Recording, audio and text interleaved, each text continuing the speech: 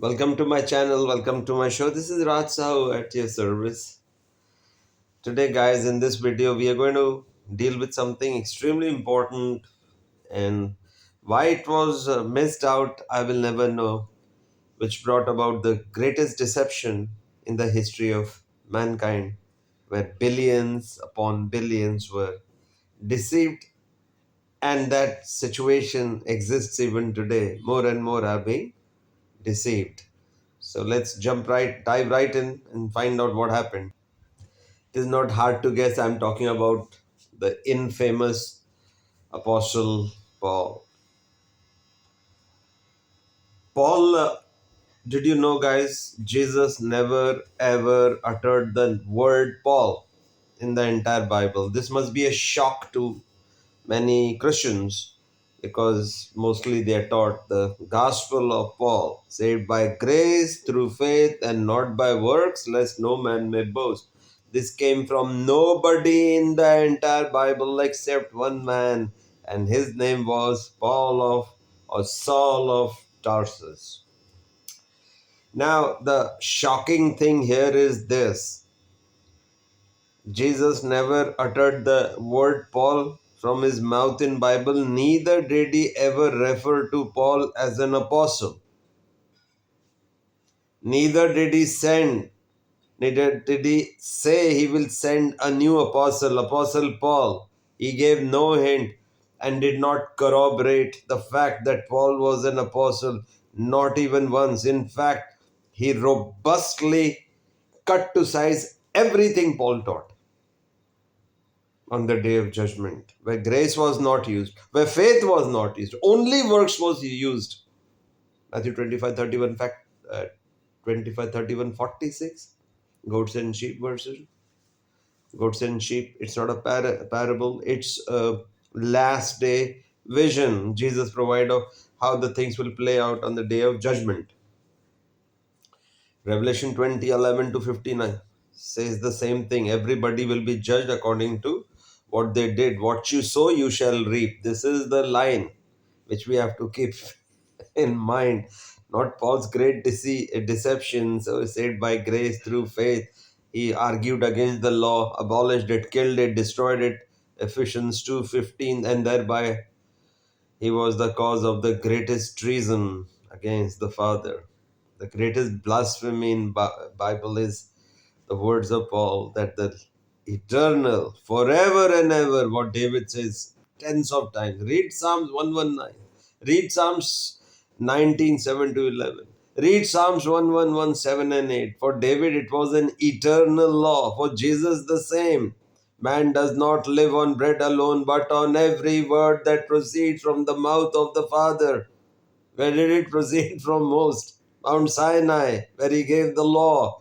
Jesus says, not a tittle, not a jot, nothing can of the law can ever go. He's not in a position to even touch the law. What about Paul? Who's this Paul? A murderer, a blasphemer? We know who he was.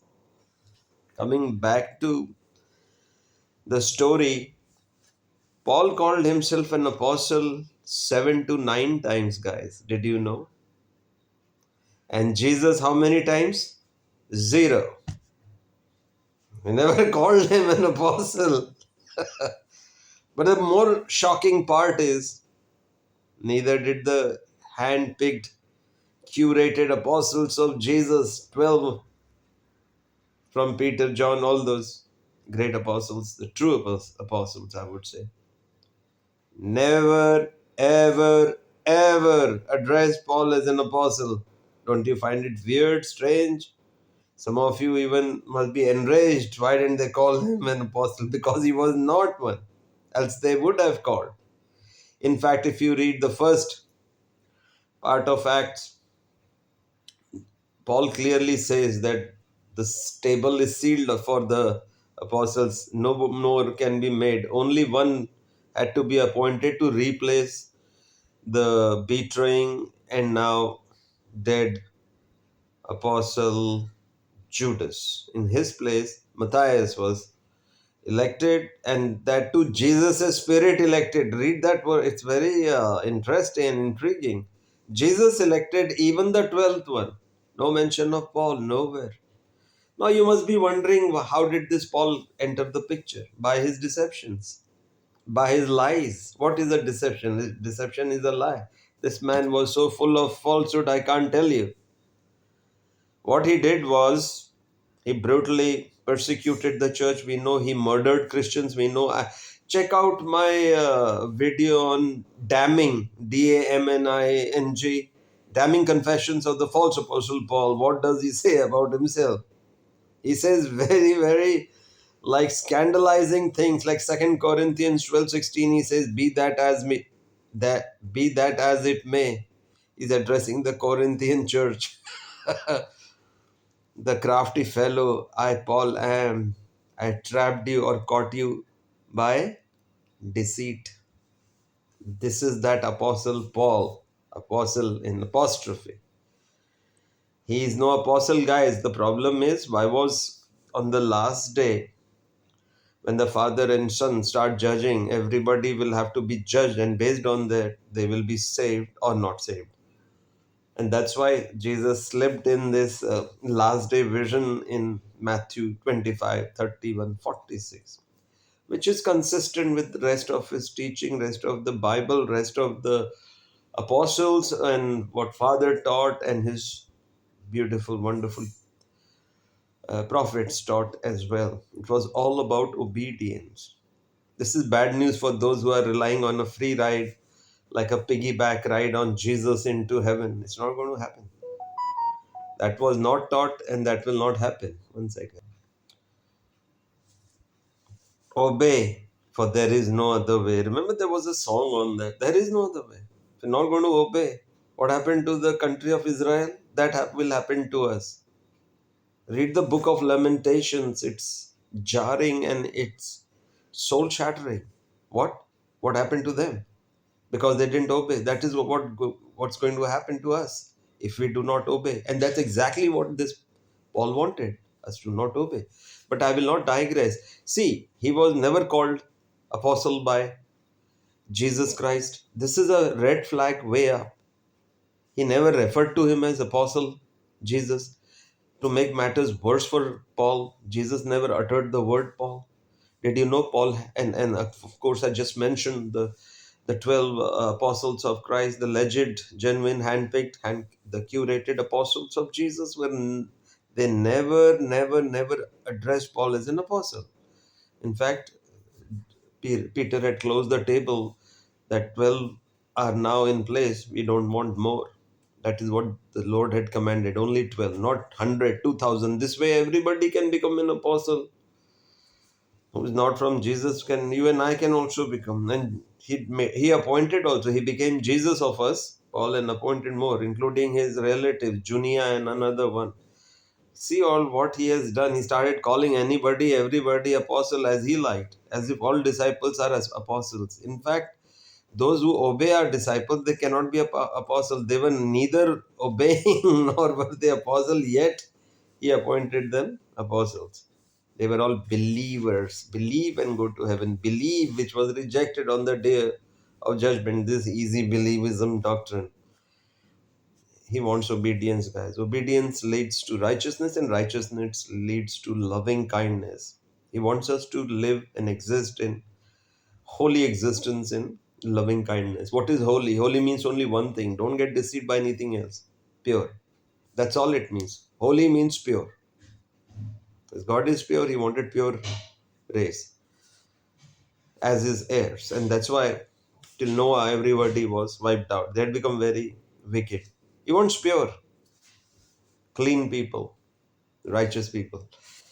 Remember, righteousness is the underline that word, keep it there. Only righteous will enter the kingdom of heaven. And who are righteous? Who practice righteousness. Says John very clearly. Even Jesus is, he says, unless your righteousness exceeds that of the Pharisees, you shall never enter the kingdom of heaven. Some of them were very righteous, the Pharisees. Can I give some names lest you think all were bad? No. There was Nicodemus, there was Joseph of Arithmia. These were also Arithmia, I don't know how to pronounce. These guys were also Pharisees, and they were good people. Remember Nicodemus? So But our righteousness has to be more than that. And then he says, unless you turn around and become like these children, you shall definitely not go into heaven. What is he saying? You have to be as innocent as them in spite of knowing what is good and evil. That's the game of the Father and the Son that's going on here. Now that we know, because of the curse on mankind, because of what Adam and Eve did in the Garden of Eden, we know what is good from evil. We, we know, each one of us knows. Once we on close to adulthood or even way before, we start knowing what is evil and what is good. Now we have to make a conscious choice, which Adam and Eve did not have to make pre fall. But once they fell, they also had. Everybody fell into that trap of the evil one when he deceived us, Adam and Eve. And then the curses came. But also, it's a blessing. Now, people will consciously have to choose righteousness over wickedness, good over evil, and become innocent as children despite knowing what is good and what is evil. Isn't this beautiful? Isn't it a golden opportunity to choose evil, beg your pardon, righteousness over evil in everything? Everything. And there are thousands of times in a month or hundreds of times in a day we have to make that choice. So we have to learn to practice righteousness in order. See, if you're doing something even complex, complicated things. Even like tennis was so complicated for me when I started as a 9, 10 year old. I couldn't hold the racket, rackets would fall, never a ball going across the net. But as we practice, it became effortless. I could sometimes even knock the ball back just by seeing where it is coming. I can close the eyes and still get the ball because it's practice. The whole mind, body, and the subconscious are now working in tandem, in consonance together, in harmony, and we are able to. Driving is another thing. I'm lost in thoughts, it seems always, but I reach my destination doing nothing. Hands, body, eyes. There are hundreds of things coming together. It all comes with practice. Therefore, John says, righteous is he or she who practices righteousness. Paul didn't want us to practice righteousness. He didn't want us to obey. He didn't want us to be saved. He's Antichrist. So that's about it, guys. The greatest deception on earth took place where billions have been, and that too Christians mostly, if not who, have been deceived by Paul, the Antichrist.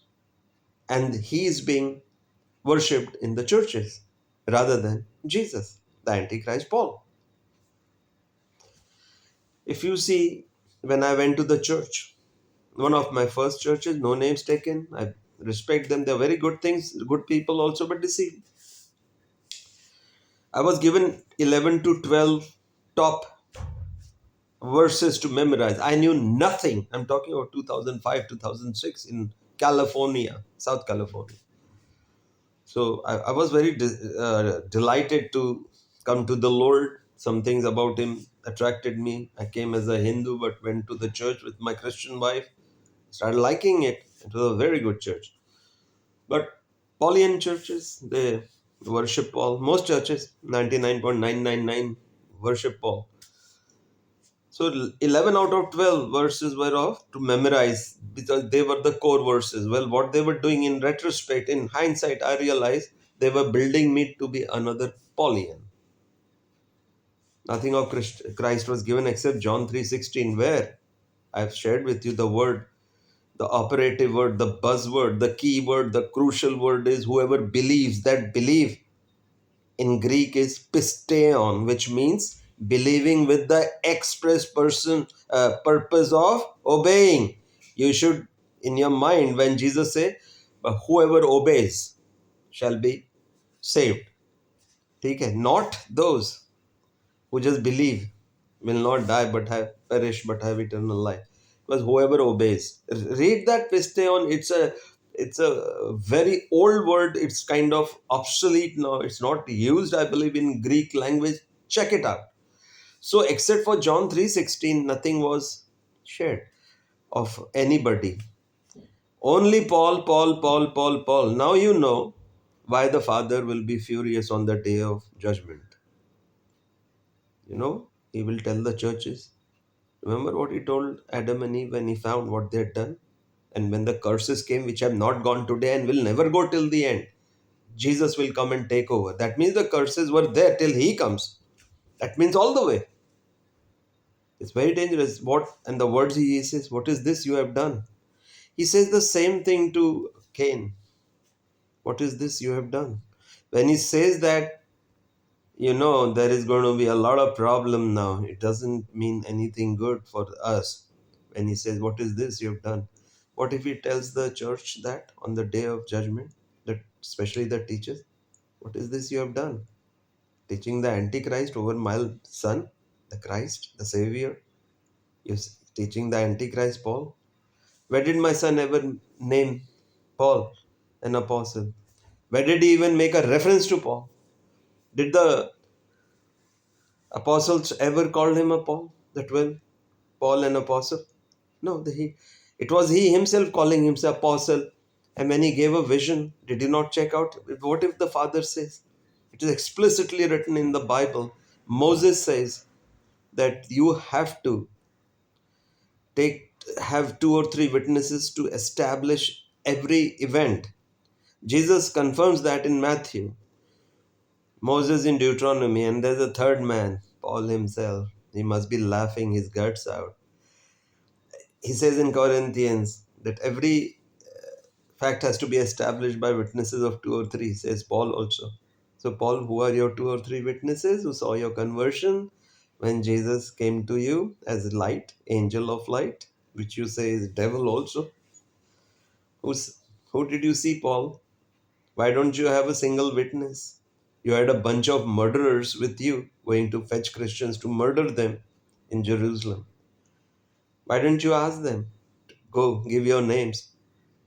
Why did you change your account three times of what happened on that fateful day, which changed the history of mankind, the walk to Damascus, where he purportedly or claimed to have seen Jesus? Did Jesus return only for you, Paul, the murderer? No, right? So nobody came to see you. How can you then be know whether you're telling the truth or not? Why didn't those murderers come forward to give? Were they scared that you were making up the whole thing? Why did you change the story three times in the book of Acts, Paul? What is happening? You're not a apostle. Your name was never taken by Jesus. The apostles never called you apostle. The 12 apostles. Grace was a word Jesus never used in the Bible, which you use 105 times to deceive us, saved by grace, which is the opposite of a covenant of the Father, which is all about bilateral responsibilities and obligations. We have to discharge them, we have to do them. Everything is action, works. And you cut out works also. Guys, if given a chance in any sane, prudent court of law, I will finish this case in first 30 minutes that Paul was a non-legitimate, fraudulent apostle who came by his own proclamation. Apostle Paul, he kept started calling, and we started calling. We brushed aside all the teachings of Peter and John and others because they were not saved by grace through faith. And Jesus never uttered the word grace in the entire Bible, nor did he use it on the day of judgment. And therefore, the greatest deception of mankind sticks even today. Thank you so much for watching this video. Please do offer your thoughts, pen them down in the description section. Let there be more awareness of what has happened. It has been swept under the carpet. I'm telling you, my ministry is 6 years old almost. Nobody wants to accept the truth and do the will of the Father. Thank you, and God bless you all.